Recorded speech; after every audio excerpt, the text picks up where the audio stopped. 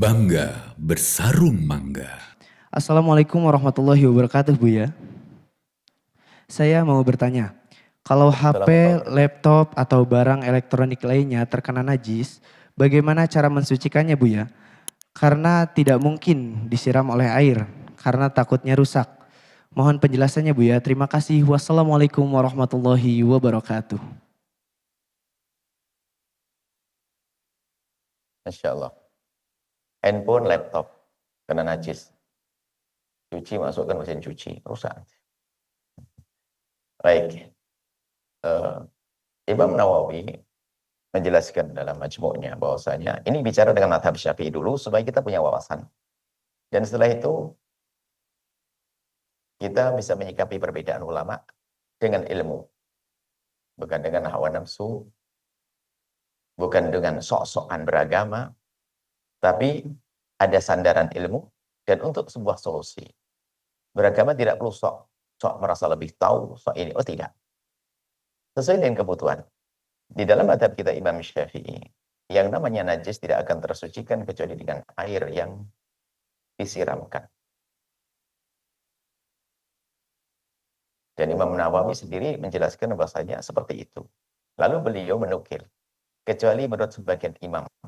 Beliau menukil termasuk imam madhab Malikiyah dan Hanafiyah. Dan kalau kita kembali ke sana, jadi ada pendapat, selain daripada madhab kita Imam Syafi'i, dan selain daripada madhab Imam Ahmad, ada termasuk dalam madhab Imam Abu Hanifah disebutkan juga sesuatu yang as-sokil. Sokil itu yang gilap, mengkilap. Seperti batu hitam mengkilat, kaca, termasuk layar-layar televisi, handphone, dan sebagainya.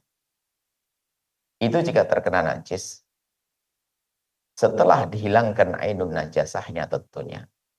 Bukan ada empuk ayam, kemudian masih ada empuknya begitu, lalu diusapnya. Selagi sudah tidak tampak bentuk najisnya, berarti kan tinggal hukumnya saja. Maka cara mensucikannya adalah dengan mengusap dengan air. Jadi bukan diguyur. Sekedar ada bebasahan di tangan Anda usapkan di situ. Atau bebasahan yang Anda letakkan di selain tangan Anda, lalu Anda ulap. Jadi bukan air yang sampai ngerembes. Bisa jadi sesuatu yang basah. Semacam kain, yang penting terjadi pengusapan. Sesuatu yang basah, seandainya kalau ditempelkan tidak akan ngerembes ke dalam airnya lalu merusak alat tersebut. Diusap begitu, sudah selesai. Al-mashu. Jadi ada bebasahannya. Beda antara al-mashu dengan al-huslu. Kalau huslu ada genangannya. Kalau al-mashu mengusap, bebasahan saja cukup. Dan bebasahan bisa di tangan, di selain tangan, asalkan bendanya suci. Termasuk di kain yang dibasahi dan dia suci. Dilap saja begitu. Itu sudah suci. Nah ini adalah wawasan yang perlu kita hadirkan. Tapi tetap lebih bijak jika ternyata Anda berpegang dengan mazhab Syafi'i misalnya, kan najis itu kan hanya untuk dalam pembahasan sholat. Pertanyaannya adalah gini, ngapain juga Anda sholat ngalungin laptop? Kan gitu ya, laptopnya taruh kan. Sudah Anda bersihkan, sucikan dengan cara mazhab Malik misalnya, mazhab Hanafi yang tadi kami sebutkan, biarpun sudah disucikan, Anda tetap menjaga. Contoh handphone.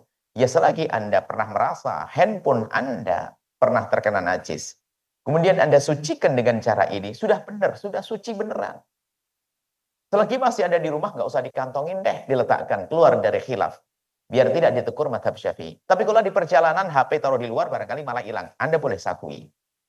Jadi, supaya Anda memilih, supaya tidak kesan Anda main-main mazhab. Jika masih ada di rumah, saya akan letakkan handphone saya. Dan juga biar lebih khusyuk. Kenapa?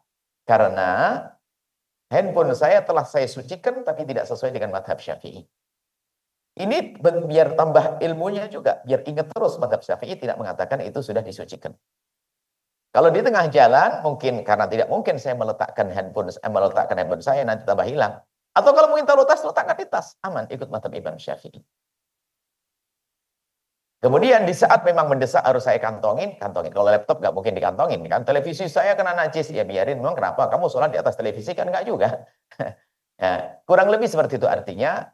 Biarpun suatu ketika kami hadirkan madhab, ini bukan untuk main-main, bukan untuk sok-sokan, bukan untuk sombong-sombongan. Tapi untuk sebuah solusi. Selagi Anda masih berpegang dengan madhab Imam Syafi'i, pegang madhab Imam Syafi'i. Kalau ternyata itu memberatkan bagi Anda, kemudahan ambil madhab lain, dan itu selesai, percaya. Selagi itu adalah dikatakan oleh para ulama, dan itu madhab, ada madhab yang dianggap, ikuti, dan Anda tidak akan salah. Anda tidak salah setelah itu, Anda mengikuti ulama. Ya, jadi sengaja kami hadirkan kadang madhab-madhab itu bukan untuk sok-sokan. Sebab kami ingat guru mulia kami, Dr. Ali Thohar Rayyan, waktu itu dulu mengatakan bahwa ilmu perbandingan madhab itu adalah ilmu sombong. Nah ini, jadi kalau diingatkan sok nggak mau disalahin, fihi khilaf, ada khilaf. Lah kalau itu nggak itu. Kami bukan dalam irama itu, tapi kami irama memberi solusi, bukan sok-sokan. Bisa disalahkan, kan ada pendapat, fihi khilaf. Nah ini kan ilmu sombong, ilmu perbandingan madhab. Orang kalau ngerti 4 madhab itu biasanya susah disalahkan, sombong, beralasan. Tinggal kan salah, ya dalam madhab Syafi'i ini memang tidak. Kata Imam Nawawi dengan jelas. Tapi Imam Nawawi nukil juga dari Malikiyah, Hanafiyah. Setelah kita cek juga di madhab Hanafi ada. Bahwasanya bisa dengan mengusap. Selesai. Tanpa harus sok-sokan. Mohon maaf, ya oleh sok kayak, wah ini, itu nyala-nyalain, nggak usah pakai. Kalau ada madhab Syafi'i mengatakan itu salah, benar madhab Syafi'i. Memang tidak suci dalam madhab Syafi'i. Nggak usah tersinggung, bisa disalahkan. Itu najis loh ya? Iya, najis. Dalam madhab Imam Syafi'i. Nggak usah berpuja. Kalau Anda ngikuti madhab Malik, selesai. Atau madhab Abu Hanifah lah jelasnya. Nah, seperti itu. Jadi ada pendapat lain. Nah, ini adalah ilmu. Seperti ini bukan untuk sok-sokan, akan tapi agar kita ini punya solusi atas permasalahan-permasalahan fikih. Wallahu a'lam bishawab.